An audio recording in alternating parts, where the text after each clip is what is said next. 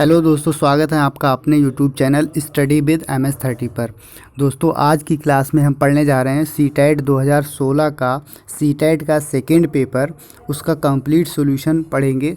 Complete solution देखेंगे, maths के question और साइंस के क्वेश्चन जो भी पूछे गए थे वो सभी हम पढ़ेंगे। और जो भी सीटेट का एग्ज़ाम होने वाला है, उसके बाद टेट का एग्ज़ाम होगा, उसके लिए ये वीडियो बहुत ही हेल्पफुल रहेगा। तो दोस्तों, कंप्लीट सॉल्यूशन देखिए और अंत तक वीडियो देखिए, और अगर चैनल को सब्सक्राइब ना किया हो तो सब्सक्राइब कर लीजिए। तो चलिए शुरू करते हैं अपना वीडियो। हमारा पहला क्वेश्चन है कि चुंबकीय क्वांटम संख्या निर्धारित करती हैं। तो चुंबकीय क्वांटम संख्या क्या निर्धारित करती हैं? ऑप्शन दिए गए हैं। कक्षकों की प्रकृति यानी आकृति, कक्षकों का अभिविन्यास, एक कक्षक की संपूर्ण ऊर्जा, या इलेक्ट्रॉन का चक्करण। तो दोस्तों, इसमें ऑप्शन हो जाएगा हमारा सही, कक्षकों का अभिविन्यास, यानी जो भी हमारे ऑर्बिटल्स होते हैं उनका ओरिएंटेशन जो है यहाँ पर ऑप्शन में दिया गया है, इंग्लिश में भी है द ओरिएंटेशन ऑफ ऑर्बिटल्स। इसका आंसर हमारा सेकंड ऑप्शन हो जाएगा, कक्षकों का अभिविन्यास। चलिए देखते हैं दूसरा क्वेश्चन क्या है। स्कर्वी रोग किसकी कमी के कारण होता है? स्कर्वी रोग हमारा विटामिन सी की कमी के कारण होता है। और विटामिन डी, विटामिन के, इसको भी पढ़ लेते हैं। विटामिन डी की कमी से सूखा रोग होता है, और विटामिन के की कमी से ब्लड का जो भी क्लॉट है, ब्लड क्लॉटिंग नहीं होती है। और विटामिन ए की कमी से नाइट ब्लाइंडनेस होता है, इसको रतौंधी बोलते हैं। नेक्स्ट क्वेश्चन देखते हैं। इनमें से कौन दुर्बल अम्ल है? तो इसमें से दुर्बल अम्ल हमको बताना है। पहला ऑप्शन है सिट्रिक एसिड, फिर है नाइट्रिक एसिड, और फिर है सल्फ्यूरिक एसिड, और फिर जो है हाइड्रोक्लोरिक एसिड। तो सबसे दुर्बल अम्ल अगर इसमें है तो वो हमारा सिट्रिक एसिड हो जाएगा। आंसर हो जाएगा हमारा सिट्रिक एसिड, ये दुर्बल अम्ल है। चलिए नेक्स्ट क्वेश्चन देखते हैं। नेक्स्ट क्वेश्चन है हमारा, नेक्स्ट क्वेश्चन, किस वैज्ञानिक ने जंतुओं की पहचान के लिए तालिका विकसित की है? तो वो हमारे साइंटिस्ट हो जाएंगे जॉन रे। जॉन रे ने जंतुओं की पहचानने के लिए एक लिस्ट दी है, तालिका दी है। वो यहाँ पर आंसर हो जाएगा हमारा जॉन रे। फिर है हमारा नेक्स्ट क्वेश्चन, बीज रहित फलों का कोई प्रयोग नहीं है। बीज रहित फलों का कोई प्रयोग नहीं है, तो वो हमारा आंसर हो जाएगा नारियल में। आंसर है इसका नारियल। नेक्स्ट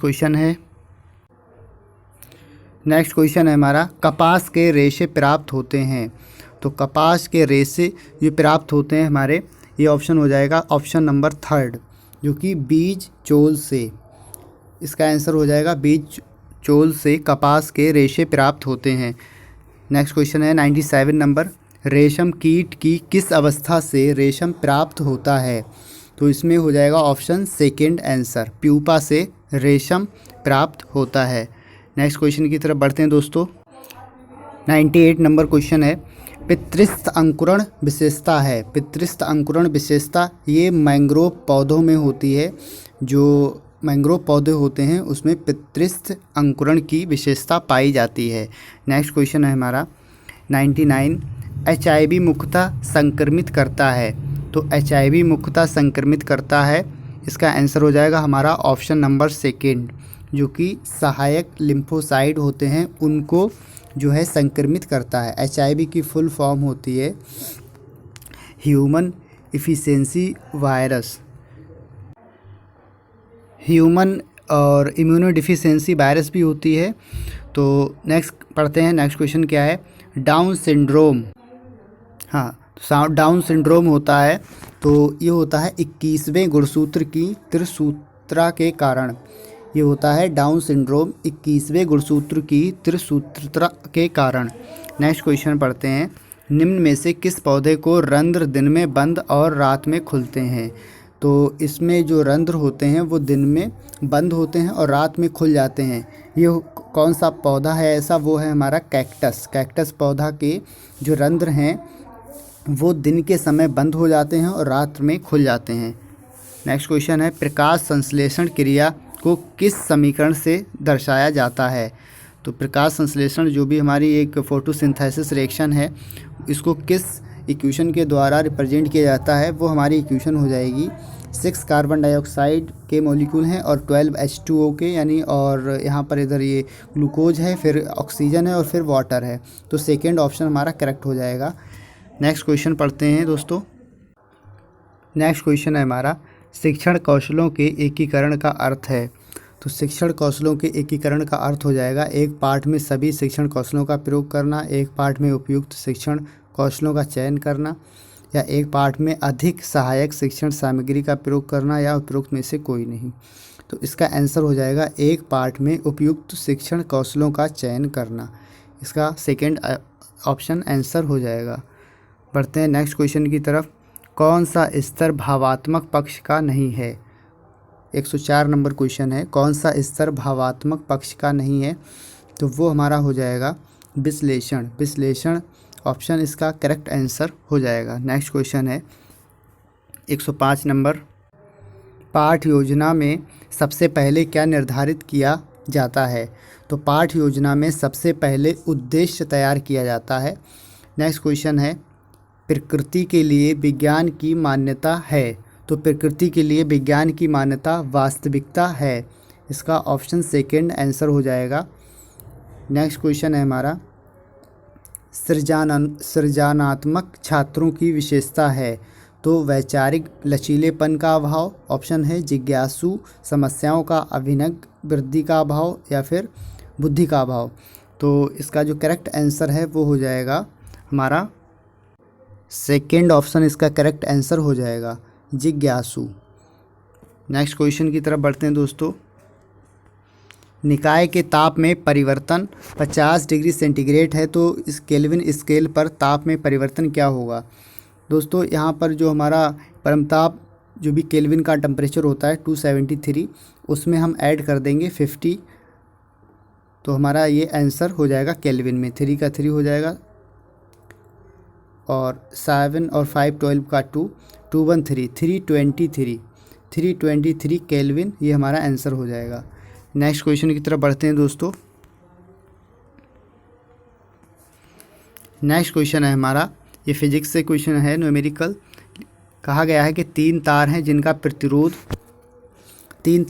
प्रतिरोध क्रमशः 1 ओम है, 2 ओम है और 3 ओम है, समांतर क्रम में जोड़े गए हैं, तो बने परिपथ का तुल्य प्रतिरोध क्या है? प्रतिरोध ज्ञात किया गया है कि करा रहा है कि प्रतिरोध क्या होगा, तुल्य प्रतिरोध।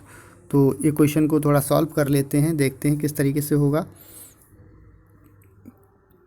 समांतर क्रम में लगे हुए हैं, समांतर क्रम में लगे होते हैं, तो वो हमारा फार्मूला होता है प्रतिरोध का 1/r = 1/r1 प्लस का 1/r2।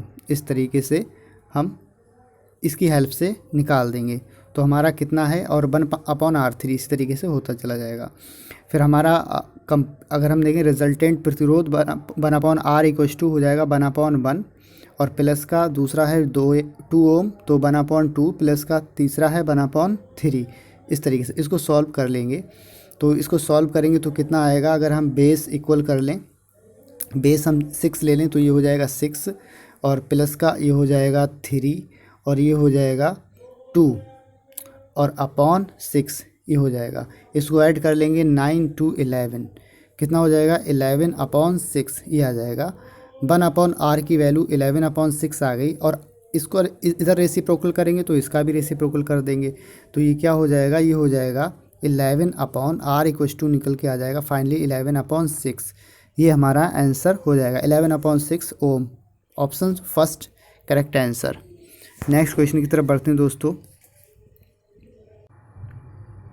नेक्स्ट क्वेश्चन है हमारा, किसी गैस में ध्वनि की चाल v है तथा गैस के परम ताप T में संबंध, ठीक है, v और T में जो रिलेशन होता है, तो वो हमारा ऑप्शन सेकंड करेक्ट हो जाएगा। v डायरेक्टली प्रोपोर्शनल होता है √T के, v डायरेक्टली प्रोपोर्शनल होता है √T के, ये हमारा करेक्ट ऑप्शन हो जाएगा। नेक्स्ट क्वेश्चन देखते हैं, पूर्ण आंतरिक परावर्तन होता है, तो इसका करेक्ट ऑप्शन हो जाएगा 4 ऑप्शन करेक्ट है इसका, कांच से जल में, ठीक है। इसके और ऑप्शन हैं, लेकिन करेक्ट आंसर हमारा कांच से जल में कंप्लीट जो है टोटल इंटरनल रिफ्लेक्शन होता है। नेक्स्ट क्वेश्चन की तरफ बढ़ते हैं। m द्रव्यमान के एक कण का संवेग p है, तो पूछ रहे इसकी गतिज ऊर्जा क्या होगी। तो गतिज ऊर्जा इसकी पूछ रहा है, तो हमारा के इक्वस टू क्या होता है, के इक्वस टू होता है half M B square 1/2 M V square, half M B square. और पी बराबर होता है हमारा relation P equals to M V, P equals to M B होता है। यहाँ से अगर v की वैल्यू निकालेंगे तो p अपॉन एम हो जाएगी। v की वैल्यू हमारी कितनी हो जाएगी, p अपॉन एम। तो v की जगह पर हम p अपॉन एम रखेंगे तो ये कितना हो जाएगा, k equals to 1/2 as this रहेगा, एम भी इसी तरीके से रहेगा। v की जगह पर हम p अपॉन एम ये अपना पुट करेंगे तो ये हो जाएगा p square into P square upon M square, ये हो जाएगा। एक एम से एक एम कट जाएगा तो फाइनली ये हमको मिल जाएगा के इक्वस टू 1/2 और पी एम, इस पी एक एम से एक एम कैंसिल हो जाएगा तो हो जाएगा पी अपॉन एक एम बचेगा, पी अपॉन 2m, के equals to P upon 2m, ये हमारा आंसर हो जाएगा। तो P upon 2m, P square रहेगा दोस्तों, पी स्क्वायर, क्योंकि पी स्क्वायर नहीं कैंसिल हुआ है, सिर्फ एम कैंसिल हुआ है, तो पी स्क्वायर अपॉन 2m हमारा ऑप्शन 4 करेक्ट हो जाएगा। नेक्स्ट क्वेश्चन की तरफ बढ़ते हैं। नेक्स्ट क्वेश्चन कह रहा है कि प्रतिरोध ई वाले किसी प्रतिरोधक तार के सिरों का विभवांतर नियत रखने पर तार में उत्पन्न ऊष्मा अनुक्रमानुपाती होती है, अनुक्रमानुपाती होती है, डायरेक्ट प्रोपोर्शनल होती है। तो किसके होती है, तो 1/e, करेक्ट ऑप्शन हमारा थर्ड हो जाएगा 1/e। नेक्स्ट क्वेश्चन है कि लॉजिक चिन्ह प्रदर्शित करता है, ये जो गेट बना है ये कौन से जो है किसके द्वार का है, किसके कह सकते हैं हमारा यहाँ पर कौन से टाइप का गेट है, ये बस पहचानना है। जो सिंबल बना है ये कौन से टाइप का गेट है वो हमको पहचानना है। तो दोस्तों ये हो जाएगा हमारा एंड गेट, एंड गेट का इसका करेक्ट ऑप्शन सही हो जाएगा। नेक्स्ट क्वेश्चन की तरफ बढ़ते हैं। नेक्स्ट क्वेश्चन हमारा है, ये क्वेश्चन है दोस्तों, इसको जब हम सॉल्व करेंगे, ठीक है, तो यहाँ पर इसका ऑप्शन जो है फर्स्ट वाला करेक्ट हो जाएगा। tan√2 मीटर प्रति सेकेंड स्क्वायर पूर्व से 45 डायरेक्शन ये है दी गई है, तो ये हमारा करेक्ट हो जाएगा।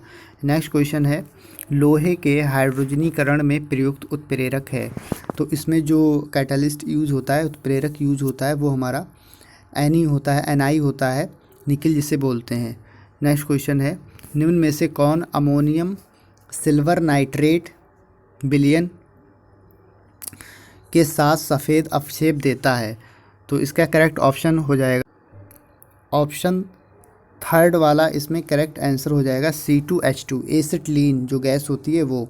इनमें से कौन अमोनियम सिल्वर नाइट्रेट विलयन के साथ सफ़ेद अपक्षेप देता है, तो एसिटिलीन गैस जो है वो सफ़ेद अपक्षेप देती है। नेक्स्ट है, 128 ग्राम सल्फ़र डाइऑक्साइड में मोल की संख्या ज्ञात कीजिए, तो इसमें मोलों की संख्या ज्ञात करवा रहा है, तो इसका हम कैलकुलेट कर लेते हैं कि इसका मोलों की संख्या कितनी होगी। 128 ग्राम हमारा सल्फ़र डाइऑक्साइड है, तो इसमें सल्फ़र डाइऑक्साइड में सल्फ़र का जो मास नंबर होता है वो कितना होता है, 32 होता है, और प्लस ऑक्सीजन का 16 होता है, 16 डबल हैं तो 16 2 ज़ा 32, ये भी 32 हो जाएगा, तो टोटल ये आ जाएगा 64। और इसकी मोलों की संख्या 128 और अपॉन 32 करेंगे तो कितना आ जाएगा 64, तो हमारा कितना आ जाएगा 64 2 ज़ा होता है 128, तो हमारा आंसर हो जाएगा सेकेंड 2, आंसर हमारा इसका सेकेंड ऑप्शन करेक्ट हो जाएगा 2 मोल। नेक्स्ट क्वेश्चन की तरफ बढ़ते हैं दोस्तों। चलिए शुरू इसको जो है इसमें ऑक्सीडेशन नंबर फाइंड करते हैं आयरन की, कि आयरन का ऑक्सीडेशन नंबर इसमें क्या है। तो देखिए दोस्तों, Fe का हमने x मान लिया, और इनटू ये जो कार्बोनिल ग्रुप है इसमें कोई भी न्यूट्रल होने के कारण कोई भी चार्ज नहीं होता है, इसलिए ऑक्सीडेशन नंबर इसका 0 हो जाएगा। तो यहाँ पर ऑक्सीडेशन नंबर इसका 0, तो प्लस का 5 × 0 बराबर 0, तो क्या हो जाएगा 5 से 0 की मल्टीप्लाई करेंगे 0 हो जाएगा, तो x बराबर 0, मतलब Fe का ऑक्सीडेशन नंबर हमको मिल जाएगा 0, तो हमारा फर्स्ट ऑप्शन करेक्ट हो जाएगा। नेक्स्ट क्वेश्चन देखते हैं। 120 नंबर क्वेश्चन है, जल की अस्थायी कठोरता के लिए कौन सा यौगिक यानी कंपाउंड जिम्मेदार है, उत्तरदायी है, तो वो हमारा फर्स्ट कंपाउंड मैग्नीशियम, ठीक है। और इसका नाम कंप्लीट तरीके से, वैसे इसका नाम जो है वो मैग्नीशियम बाइकार्बोनेट है, तो इसकी वजह से जल में अस्थायी कठोरता आती है। ऑप्शन फर्स्ट हो जाएगा। आइए दोस्तों, अब है मैथ का पोर्शन शुरू हो गया है। मैथ के क्वेश्चन सॉल्व करेंगे हम लोग। तो पहला ही क्वेश्चन है 5 8 की पावर 1/3। जो 8 की पावर 1/3 है, यहाँ से हमको क्या मिलेगा, इसको 2 की पावर 3 लिख सकते हैं, और ये बाहर 1/3 है, 3 से 3 कैंसिल हो जाएगा। दैट मीन्स हमको यहाँ पर 2 मिलेगा। इस फॉर्म में हमको यहाँ पर 2 मिलेगा, और प्लस यहाँ पर 3 की पावर 3 लिखा हुआ है। ये 27 जो है वो 3 की पावर 3 है, बाहर पावर 1/3 है। इस 3 से ये 3 कैंसिल हो जाएगा, तो ये 3 मिलेगा सिर्फ। तो इस ब्रैकेट में हमको क्या मिला, 3 और 2 5, यानी 5 की पावर जो है वो हमको कितनी मिल गई, 3। 5 की पावर 3, तो 5 की पावर 3 ये हमको मिल गया है। यहाँ से 2 मिला और यहाँ से 3, और होल पावर 3 है, तो 5 की पावर 3, और बाहर इनटू में एक 5 लगा है, बाहर इनटू में 5 है, और इसकी होल की पावर 1/4 है। तो इसको देख लेते हैं। 5 एक पावर ये है, और 3 पावर पहले से यहाँ से निकली है, तो ये पावर हो जाएगी 5 की पावर 4, और इनटू बाहर है 1/4। ये 4 से 4 कैंसिल हो जाएगा, तो ओनली आंसर हमको मिल जाएगा 5। आंसर हमारा हो जाएगा 5। First option is correct answer. Next question की तरफ बढ़ते हैं। नेक्स्ट क्वेश्चन है हमारा, क्वेश्चन कह रहा है हमारा, पेट्रोल की कीमत 25% की दर से बढ़ जाती है, पेट्रोल पर खर्च ना बढ़े, इसके लिए यात्रा में कटौती कितने % की करनी पड़ेगी। तो दोस्तों 25% की इंक्रीमेंट होता है दर में, तो 25% को हम लिखते हैं, 25% बराबर होता है हमारा 1/4। जब भी बढ़ने का कहे तो बस हमको क्या करना है, अपने न्यूमरेटर का जो भी है वो यहाँ पर डिनोमिनेटर में बढ़ा देना है। तो यहाँ पर प्लस 1 कर देंगे, तो ये कितना हो जाएगा, 1/5, और 1/5 हमारा होता है 20%। 1/5 जो भी हमारा होता है, 1/5 1/5 वो 20% के इक्वल होता है। यही हमारा आंसर हो जाएगा 20%। Second option is correct answer. बढ़ते हैं अपने नेक्स्ट क्वेश्चन की तरफ। नेक्स्ट क्वेश्चन है हमारा, तो क्वेश्चन है हमारा, समांतर चतुर्भुज ABCD है के विकर्ण AC और BD पर एक दूसरे को बिंदु O पर काटते हैं। यदि DAC 32 है, AOB 70 डिग्री है, तो एंगल DBC का मान क्या होगा। तो चलिए बना लेते हैं। ये इस तरीके से हमने बना लिया। ये इसमें उन्होंने कहा है कि AC और BD हैं, AC और BD, AC और BD दो विकर्ण हैं। इसका नाम है A, ये B, और ये C, और ये D, ठीक है। अगर यहाँ पे उन्होंने दिया है DAC O पर काटते हैं, O पर हमारा ये हो गया O, और DAC 32 है, तो ये हमारा DAC ये वाला 32 दिया है, ये 32। और उसके बाद इन्होंने कहा है, थोड़ा सा बड़ा फिगर बनाते हैं दोस्तों, इस तरीके से, ऐसे, ये A, B and C and D, और ये इसका हो जाएगा B। यहाँ पर ये वाला दिया है 32, ये 32 हो गया, और जब ये 32 है तो समांतर चतुर्भुज है, ये भी हमारा 32 होगा। और ये दिया है 70, ये हमारा 70 है। जब ये 70 दिया है तो ये वाला हो जाएगा 110। 110 दोस्तों, ट्राइंगल में ये 32 दिया है ये वाला, और ये 110 दिया है, तो ये पूछा है ये वाला। तो क्या करेंगे, 110 और 132 ये हो जाएगा 142, और 142 क्या करेंगे, 180 में से घटा देंगे। 180 में 180 माइनस 142 ये घटाएंगे तो क्या आ जाएगा, हमारा 38 आ जाएगा, घटाने पर 38। तो ये एंगल हमारा जो पूछा है वो हमारा 38 हो जाएगा। करेक्ट ऑप्शन हो जाएगा सी हमारा करेक्ट ऑप्शन हो जाएगा। नेक्स्ट क्वेश्चन की तरफ बढ़ते हैं दोस्तों। तो नेक्स्ट क्वेश्चन ये कह रहा है कि एक वृत्ताकार पार्क बनाने का प्रस्ताव दिया जाता है जिसका क्षेत्रफल क्रमशः 16 मीटर और 12 मीटर व्यास के दो वृत्ताकार पार्क के क्षेत्रफलों के योग के बराबर है। तो नए पार्क का अर्धव्यास क्या होगा। रेडियस पूछा है, नए पार्क का अर्धव्यास क्या होगा वो पूछा है। यहाँ पर पहले वाले जो सर्किल है उसका व्यास 16 दिया है, तो इसकी रेडियस हो जाएगी 8, और इसका व्यास है 8, दूसरे वाले का R1 मान लिया ये हमने, और ये हो जाएगा R2, ये R2, और ये कितना है, ये 6 रेडियस हो जाएगी इसकी। अब उन्होंने कहा है कि एक वृत्ताकार पार्क के क्षेत्रफलों का योग के बराबर नए पार्क का अर्धव्यास क्या होगा। तो नया पार्क हमने मान लिया पाई आर स्क्वायर, पाई और कैपिटल आर स्क्वायर बराबर पाई स्मॉल पाई और R1 स्क्वायर और प्लस पाई R2 स्क्वायर के बराबर है। तो देखिए हमने पाई यहाँ से हमने कॉमन ले लिया है, और अंदर क्या बचा R1 स्क्वायर, R1 पहला 8 है तो 8 का 64 हो जाएगा स्क्वायर, प्लस दूसरा R2 स्क्वायर, R2 6 है तो इसका 36 हो जाएगा, और इसको जब पाई से पाई कैंसिल हो गया, कैपिटल R स्क्वायर बराबर हो जाएगा 100 और R बराबर हो जाएगा 10। तो हमारी जो रेडियस आ गई, बड़े वाले जो हमारा पार्क बनेगा उसकी रेडियस है वो 10 मीटर है। तो दोस्तों इन्होंने अर्ध व्यास पूछा है, तो अर्ध व्यास हमारी रेडियस ही होती है, तो हमारा इसका 10 आंसर हो जाएगा। First option is correct answer. Next question की तरफ बढ़ते हैं। तो दोस्तों क्वेश्चन कह रहा है कि किसी घन का किनारा 8 सेंटीमीटर, यदि इसमें संभावित बड़े से बड़ा लंबवृत्तीय शंकु काटा जाता है तो शंकु का आयतन क्या है। शंकु का आयतन पूछ रहा है। तो मान लिया कोई भी एक इस तरीके का क्यूब है, इसमें ये शंकु बनाया जाता है इस तरीके से, तो ये इसकी 8 सेंटीमीटर इसका किनारा है, यानी ये टोटल R है, यहाँ से यहाँ तक ये हमारा R है। जब ये R है तो ये कितनी हो जाएगी, ये हो जाएगी R/2, R/2 हो जाएगी इसकी रेडियस शंकु की, और हाइट जो है वो हमारी R ही रहेगी, इसकी जो हाइट है वो हमारी कितनी R ही रहेगी, इसके इक्वल रहेगी, इसका किनारा जो भी है उसके। तो अगर इसका वॉल्यूम निकालें तो वॉल्यूम इक्वल टू क्या होता है, 1/3 पाई और R स्क्वायर, R हमारा क्या है R/2 है, तो क्या हो जाएगा R square upon 4, R square upon 4 हो जाएगा, और हाई H होता है, H का मतलब R, तो ये हमारा इंटू R ही हो जाएगा, ठीक है, इंटू R ही हो जाएगा।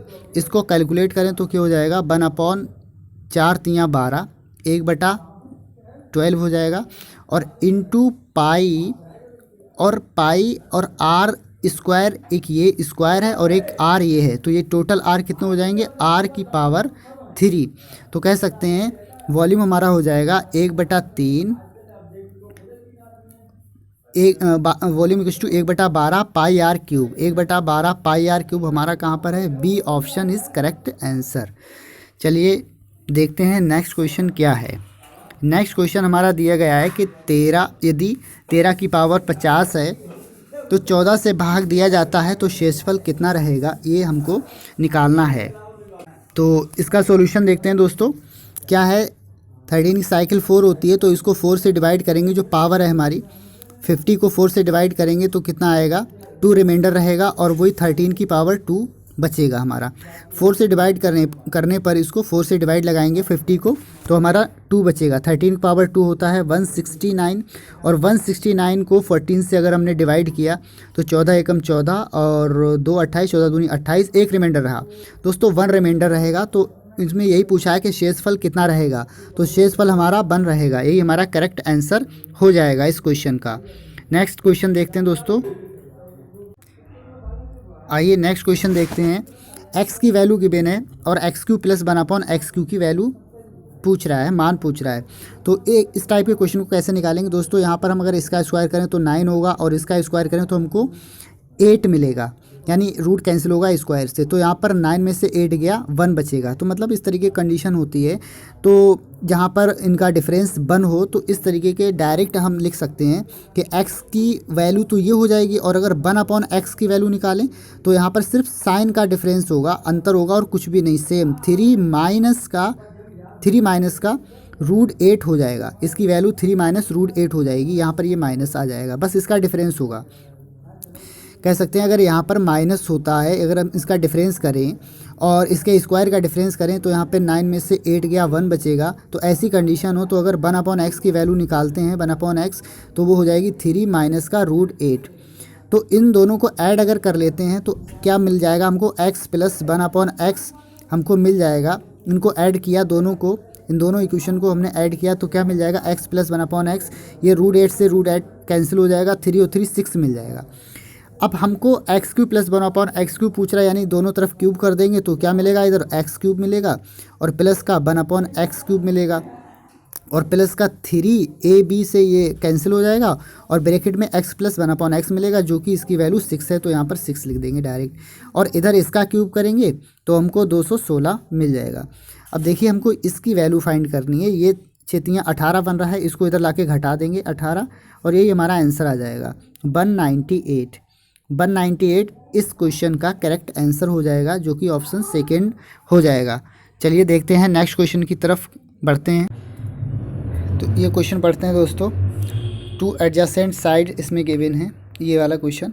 समांतर चतुर्भुज की 2 संलग्न भुजाएं हैं, 74 सेंटीमीटर है, 40 सेंटीमीटर है। यदि विकर्णों में से एक विकर्ण दिया गया है और ये दिया गया है 102, ठीक है। तो ये पूछ रहे हैं कि समांतर चतुर्भुज का क्षेत्रफल क्या होगा, इस तरीके से। तो यहाँ पर हमने ये बना लिया, एक विकर्ण है 102, हमने 102 ऐसे लिख लिया।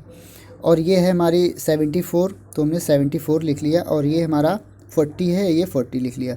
अब क्या करेंगे हम इसमें ये जो ट्रायंगल बन रहा है इसका एरिया निकालेंगे हीरोन्स फार्मूला से, और उसके बाद डबल जस्ट कर देंगे, क्योंकि पैरेललोग्राम है तो हमारा इसको समचतुर्भुज का एरिया निकल आएगा डबल करने से इसका, क्योंकि ये भी पार्ट इसी के इक्वल होगा, समांतर चतुर्भुज है इसलिए।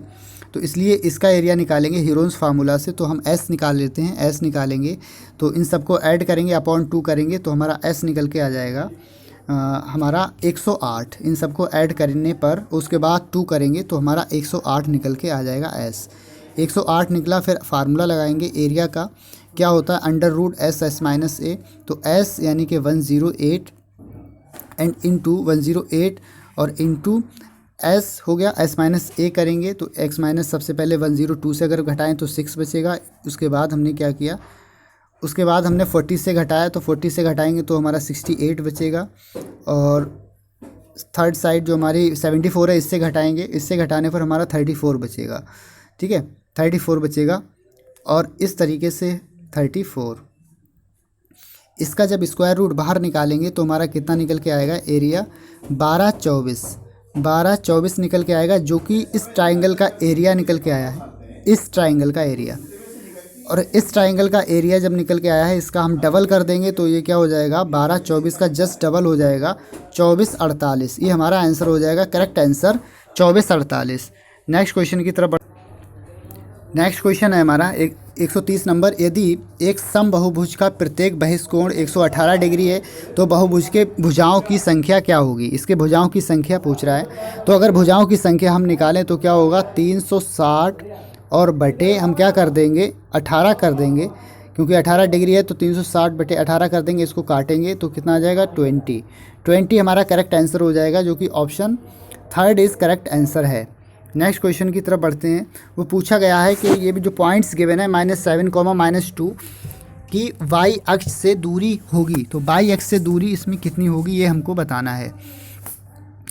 तो y अक्ष से दूरी इनकी निकाल देते हैं दोस्तों। ये हमारे पॉइंट्स होंगे कुछ इस तरीके से, ऐसे ये x अक्ष होता है, ये हमारा y अक्ष होता है, ये निगेटिव का x अक्ष होता है, ये हमारा पॉजिटिव y अक्ष होता है, ये निगेटिव y अक्ष होता है नीचे। तो ये -7, 2 हैं, ये यहाँ पर स्थित होंगे -7, -2 दैट मीन्स ये है कि ये निगेटिव दोनों हैं, इसका मतलब यहाँ पर थर्ड क्वाड्रेंट में स्थित होंगे। अब इससे y अक्ष की दूरी पूछ रहा है। y अक्ष की दूरी ये होता है, वहाँ पर x बराबर 0 होगा और y अक्ष की दूरी हम निकाल देंगे। तो y अक्ष की दूरी क्या हो जाएगी वो निकाल देते हैं अभी। तो जैसा कि यहाँ पर ऐसे दिया गया है, अगर हम यहाँ पर प्लॉट करें पॉइंट्स तो ये -7 यहाँ पर आएगा, और ये y अक्ष से दूरी पूछ रहा है तो y अक्ष से दूरी यहाँ पर क्या हो जाएगी, 7 माइनस का है लेकिन डिस्टेंस पॉजिटिव लेते हैं, तो ये हमारी आंसर हो जाएगा हमारा इसका 7, आंसर 7 इकाई। नेक्स्ट क्वेश्चन बढ़ते हैं दोस्तों। नेक्स्ट क्वेश्चन देख लेते हैं क्या है। एक ठोस बेलन का संपूर्ण पृष्ठ क्षेत्रफल 462 वर्ग सेंटीमीटर है। यदि इसका वक्र पृष्ठ क्षेत्रफल संपूर्ण पृष्ठ क्षेत्रफल का 1/3 हो तो बेलन का आयतन क्या होगा। ये क्वेश्चन देखते हैं दोस्तों। इस क्वेश्चन में दोस्तों वॉल्यूम पूछ रहा है कि बेलन का आयतन कितना होगा। तो आयतन निकालने के लिए संपूर्ण पृष्ठ दे रखा है 462।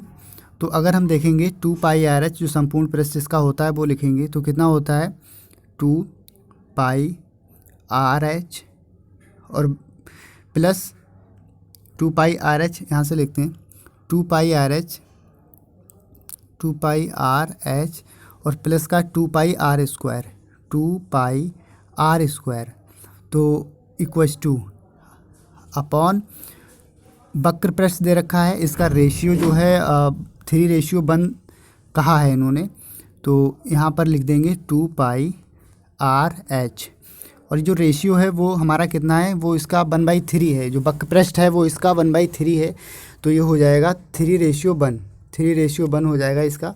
यहाँ से 2πRh कॉमन लेकर काट देंगे तो बचेगा क्या, H प्लस R ऊपर बचेगा, नीचे सिर्फ H बचेगा, जो कि हमारा हो जाएगा 3:1 आ गया। अगर हम यहाँ पर देखें अपना दोबारा इस जो वक्र पृष्ठ हमारा है इसमें वैल्यू पुट करेंगे, जो कि 154 निकला था, 154, तो इसमें पुट करने पर यहाँ पर हमको H और R की वैल्यू मिल जाएगी। पुट करके जब हम देखेंगे तो हमको R की वैल्यू मिल जाएगी 7, R की वैल्यू मिलेगी 7, H की मिलेगी हमको 7/2, ये वैल्यू मिल जाएगी।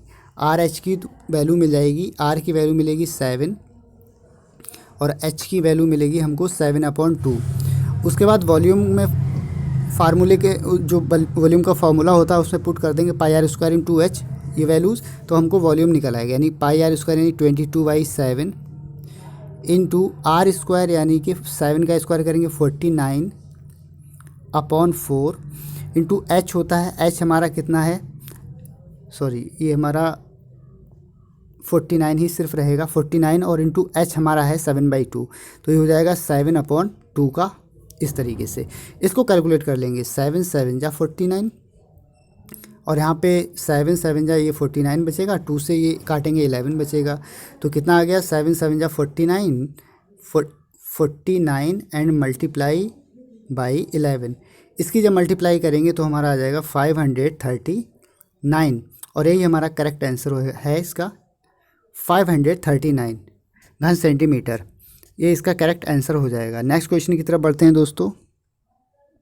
नेक्स्ट क्वेश्चन कह रहा है कि ये इक्वेशन है और एक ये इक्वेशन है कि ग्राफ होंगे। तो दोस्तों इसके ग्राफ क्या होंगे, अगर हम इसका a1/a2 अगर निकालते हैं तो क्या आएगा, तो a1/a2 b1/b2 निकाल देंगे तो हमारा क्या हो जाएगा, यहाँ पर 1/1 ही मिलेगा और इक्वल टू यहाँ पर 2/4 मिल जाएगा बाई 1/b2, तो b1/b2 अगर हम देखें तो कितना मिलेगा 1/2 मिलेगा और c1/c2 देखेंगे तो क्या मिलेगा -3/11। इस तरीके से हमको ये मिल जाएगा। तो हम क्या देखते हैं कि a1/a2 not equals to b1/b2 not equals to c1/c2। इस कंडीशन में हमको क्या मिलता है, इस कंडीशन में हमको मिलता है एक दूसरे के समांतर, लाइन जो है वो समांतर है, कोई भी सोल्यूशन नहीं मिलेगा, इस तरीके की लाइन जा रही है, इस तरीके से समांतर हैं। नेक्स्ट क्वेश्चन की तरफ बढ़ते हैं दोस्तों। नेक्स्ट क्वेश्चन देखते हैं क्या कह रहा है। हाँ, नेक्स्ट क्वेश्चन है हमारा। नेक्स्ट क्वेश्चन में ये कहा गया है कि ये पेडागोजी है, राष्ट्रीय पाठ्यचर्या की रूपरेखा 2005 के अनुसार गणित का अनुक्रम है। तो इसमें ये पूछा गया है कि गणित का अनुक्रम कौन सा है, तो ये हमारा आंसर हो जाएगा ऑप्शन नंबर सेकंड, भाषा के बाद का इसका आंसर हो जाएगा option second is correct answer. 136 में देख लेते हैं कि गणित शिक्षण में आगमन विधि द्वारा हम आगे बढ़ते हैं। तो गणित शिक्षण होता है उसमें आगमन विधि द्वारा, जो आगमन और निगमन दो विधियां होती हैं, उसमें जो है उसके आगमन विधि के द्वारा हम आगे बढ़ते हैं। तो इसका हमारा आंसर हो जाएगा option number third is correct answer, ज्ञात से अज्ञात की ओर बढ़ते हैं। नेक्स्ट क्वेश्चन हमारा, किसी आसन्न कोण के युग में शीर्ष बिंदु हमेशा उभयनिष्ठ होता है। एक इसमें ये बताना है कि कौन सा इसमें सही है कौन सा नहीं। तो शीर्ष बिंदु हमेशा उभयनिष्ठ होता है, ये सही है, या फिर एक भुजा हमेशा उभयनिष्ठ होती है, या बे भुजाएं जो उभयनिष्ठ नहीं हैं हमेशा विपरीत किरणें होती हैं। तब इसमें कौन सा सही है, ये हमको जो है यहाँ पर टिक करना है, कौन सा ऑप्शन सही है। तो हमारा आंसर हो जाएगा इसमें जो है तीसरा, थर्ड ऑप्शन हमारा इसमें जो है वो आंसर हो जाएगा, नहीं थर्ड ये जो ऑप्शन है ये वाला ये सही हो जाएगा। ये हमारा कहाँ है, सेकंड नंबर पे है, ठीक है। ये असत्य है, इन्होंने ये पूछा है कि कौन सा इसमें असत्य है, तो ये हमारा असत्य है, बाकी सभी सही हैं। नेक्स्ट क्वेश्चन की तरफ बढ़ते हैं दोस्तों। पूछा गया है कि यदि समबाहु त्रिभुज का क्षेत्रफल a है तो इसकी ऊंचाई b हो, तब b² a क्या होगा। तो b² a क्या होगा, ये निकालते हैं दोस्तों। इसको सॉल्व करते हैं। यदि समबाहु त्रिभुज का क्षेत्रफल a है तो इसकी ऊंचाई b हो, तब b² a क्या होगा। समबाहु त्रिभुज का क्षेत्रफल का फार्मूला होता है √3/4 into side square, √3/4 into side square. And side अगर हम 1 मान लें, सपोज साइड इसकी हम 1 मान लेते हैं, तो क्या हो जाएगा। सबसे पहले उन्हें, और ऊंचाई का फार्मूला होता है √3/2 और इंटू जो है साइड हमने 1 मान ली, तो 1 का स्क्वायर 1 होगा। इसका स्क्वायर करेंगे तो इसका स्क्वायर करेंगे, ये स्क्वायर, ठीक है। और इसका अपॉन वाला जो a है वो रेसिप्रोकल होकर ऊपर लिखा जाएगा, ऊपर लिखेंगे तो वो हमारा हो जाएगा। अब इन्होंने कहा है कि इसका रेसिप्रोकल कर देंगे क्षेत्रफल का। क्षेत्रफल होता है हमारा √3/4 और इंटू साइड हमने 1 मानी, तो साइड 1 का स्क्वायर करेंगे 1 हो जाएगा, तो ये 4 कितना हो जाएगा, √3 का 3 हो जाएगा। तो इसको कैलकुलेट करते हैं, इस वाले पार्ट को, तो हमारा कितना आ जाएगा, √3 का स्क्वायर करेंगे तो हमको 3 मिलेगा, और यहाँ पर 2 का स्क्वायर करेंगे 4 मिलेगा, इंटू 4 ये मिल जाएगा 4/√3, 3 दिया है, ठीक है। 4 ये यहाँ पर होता है, ये √3 होगा, ये √3, तो ये हमारा √3 हो जाएगा। तो इस 4 से 4 कैंसिल, ये 3 जो है, और 3/√3 बचा, 3/√3, ये इतना लेफ्ट रहा। इस 3 को हम लिख सकते हैं √3 इंटू √3, 3 को हम क्या लिख सकते हैं, √3 इंटू √3, और /√3 पहले से गिवन है ये वाला, तो इसी से ये हमारा कैंसिल हो जाएगा, तो हमारा 3 बचेगा, √3 बचेगा। यही हमारा answer √3। Option 4 is correct option. Next question है दोस्तों, एक पार्टी में 10 पुरुष हैं, यदि प्रत्येक इसमें से एक दूसरे से केवल एक बार हाथ मिलाता है तो हाथ मिलाने की कुल कितनी संख्या होगी, ये पूछा गया है। तो इस टाइप का क्वेश्चन एक पूछा जाता है, तो और बहुत ही आसान होता है। तो देख लेते हैं किस तरीके से सॉल्व होगा। ये हमारा है 10, तो 10C2, ठीक है, कॉम्बिनेशन इसका हो जाएगा। तो 10C2, इसको जब हम सॉल्व करते हैं तो ये हो जाएगा फैक्टोरियल 10 और upon factorial 2 and into factorial 10-2, जो कि 8 बचेगा। 10-2 का मतलब 8। इसको जब ओपन करेंगे तो ये हो जाएगा 10 इंटू 9 एंड फैक्टोरियल 8, और अपॉन में क्या हो जाएगा, 2 को ओपन करेंगे 2 मिलेगा, इंटू फैक्टोरियल 8, ये ऐसे ही रखेंगे। फैक्टोरियल 8 से फैक्टोरियल 8 कैंसिल हो जाएगा, 2 को इससे डिवाइड करेंगे तो हमारा 5 आएगा, और 5 9 ये होता है 45। तो 45 टाइम्स हाथ एक दूसरे से मिलाएंगे। ऑप्शन हो जाएगा इसका 3rd, 45 is correct answer. Next question की तरफ बढ़ते हैं दोस्तों। नेक्स्ट क्वेश्चन है दोस्तों, 5 की पावर n+3, 5 की power n+3 and 6 into -6 into 5 power n+1 और 9 इंटू 5 की पावर n -2 की पावर 2 एंड 5 पावर n, ये है दोस्तों। हम क्या करेंगे, 5 की पावर n कॉमन लेंगे, 5 की पावर n ऊपर से एंड 5 की पावर n नीचे से कॉमन लेकर काट देते हैं, बचेगा कितना वो देखते हैं। हम 5 की पावर n कॉमन लेकर काट दिया, तो बचा हुआ पार्ट यहाँ पर लिख रहे हैं, तो 5 की पावर 3 बचेगा, जो कि होता है 125 माइनस, और यहाँ से 5 की पावर 6 बचेगा, और 6 बचने के बाद में यहाँ से 6 बचेगा, यहाँ पर बचा 125, वो हमने लिख लिया 125 एंड माइनस यहाँ से बचा 6 और 1 5 बचेगा, 5 power n and into 5 power 1 लिखा हुआ है, तो एक 5 बचेगा, और यहाँ से एक 6 और एक 5, तो 6 5 ये 30 बन जाएगा। और अपॉन नीचे कितना बचेगा, यहाँ पर है 9, ये 9 बचा, और 5 का पावर n कॉमन हो गया, और ये 5 का पावर n कॉमन हो गया यहाँ से, तो यहाँ पर 2 की पावर 4, तो 9 में से 4 ये माइनस है, 9 में से 4 जाएगा, कितना बचेगा, ये 5 बचेगा। ऊपर हम देखेंगे 125 में से 130 गया तो 95 बचा, अपॉन 5 से इसको डिवाइड कर लेंगे तो 19 आ जाएगा। हमारा 19 यानी second option is correct answer हो जाएगा। नेक्स्ट क्वेश्चन की तरफ बढ़ते हैं दोस्तों। नेक्स्ट क्वेश्चन है, दो प्राकृतिक संख्याओं का योग ज्ञात कीजिए। योग 8 दिया गया है और उन संख्याओं का योग उन संख्याओं को ज्ञात कीजिए जबकि उनके व्युत्क्रमों का योग 8/15 है। संख्याओं को ज्ञात कीजिए जबकि उनके व्युत्क्रमों का योग 8/15 है। ये हम ऑप्शन से चेक करते हैं। तो यहाँ पर योग सभी का 8 है। अगर हम देखें 5 3 8, 6 2 8 और 4 4 8, योग तो सभी का 8 है।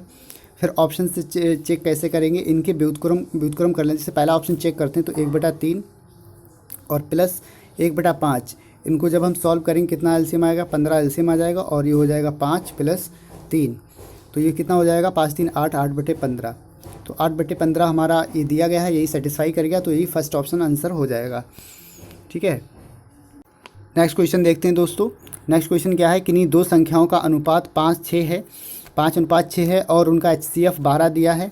तो संख्याओं का एलसीएम पूछ रहा है। तो एलसीएम क्या हो जाएगा, जो भी हमारे अनुपात दिए गए हैं इनकी HCF से मल्टीप्लाई कराएंगे तो कितना हो जाएगा, 12 पंजे 60 हो जाएगा। ये हमारी संख्याएँ निकल आएंगी। ये पहली संख्या हो गई और 12 छंग 72, ये दूसरी संख्या हो गई। 72 और 60 का अगर हम लासा देखेंगे, एलसीएम निकालें तो कितना हो जाएगा 12। ऐसा कॉमन नंबर जो दोनों नंबर डिविजिबल हों तो एक 12 हो जाएगा, 12। और उसके बाद किसकी कमी रह गई, एक 5 हो जाएगा, 5 आ जाएगा इसमें क्योंकि 5 की कमी है और इसमें नहीं है, और एक 6 आ जाएगा। तो ये हमारा एलसीएम हो गया। इसको मल्टीप्लाई कर लेते हैं, 12 पंजे 60, 60 छक्का 360 होता है। ये हमारा fourth option is correct answer हो जाएगा। तो इस तरीके से हमारे सारे क्वेश्चन सॉल्व हो गए। साइंस और मैथ के जो भी इसमें 60 क्वेश्चन थे लगभग, वो सभी सॉल्व हो गए हैं। और दोस्तों, अगर चैनल को आपने सब्सक्राइब ना किया हो तो सब्सक्राइब कर लीजिए। इसी तरीके से हम जो भी प्रीवियस ईयर क्वेश्चन हैं वो कराते रहते हैं, और आने वाले जो भी कॉम्पिटिटिव एग्ज़ाम हैं उनकी सभी की प्रिपरेशन एक सिस्टमेटिक तरीके से होती है, ट्रिकी वाइज सॉल्यूशन से होती है।